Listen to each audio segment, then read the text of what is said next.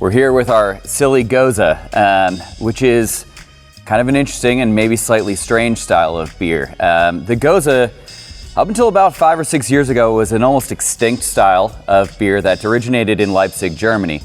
The inventiveness of the American craft beer scene really brought this beer back onto the map, and now they're almost everywhere. On paper, this beer might sound a little strange or maybe unappetizing. It's a slightly sour German wheat beer that's brewed with sea salt, tangerine, and apricot for us. We had those fruits later on to sort of balance out the acidity. So when if you saw that on a menu, you might be like, I'm not sure how I feel about drinking a beer that's sour and salty. It is incredibly refreshing. It is a great post-workout beer for those of you who like to enjoy a beverage after working out. And it's also surprises everybody. When we have guests come into our tap room and they ask to try something different, we always go to the Goza. First, we're going to try Red Bud, our Berliner Weiss. This is a kettle sour beer. We use a lactobacillus culture to sour it in the kettle. Usually takes about 12 to 15 hours. So we put it in the kettle, wait overnight, come back in the morning, start checking the pH, and wait till it's that right acidity that we want. This beer is made with Pilsner malt. We use a little bit of oats, flaked barley, some white wheat, and like I said, we kettle sour it with a lactobacillus culture. It's lemony, it's tart, refreshing. It's great for the summertime.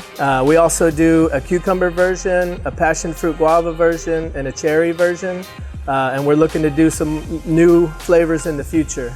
Here at Save the World Brewing, we like brewing a lot of seasonals because we have great seasons in Texas and we like to celebrate the differences both in what you can see and what you can taste. So for example, we have the passion fruit saison in the spring and the peach saison in the summer, and our end of summer seasonal, this one in particular, is our Flamma Granatum, or pomegranate flame. So pomegranate, you might wonder, what does that taste like? Well, pomegranate is actually a very nice subtle fruit that is a light, earthy, subtle aroma, and you would think it's redder, but it's just got a very nice light pink tinge to it.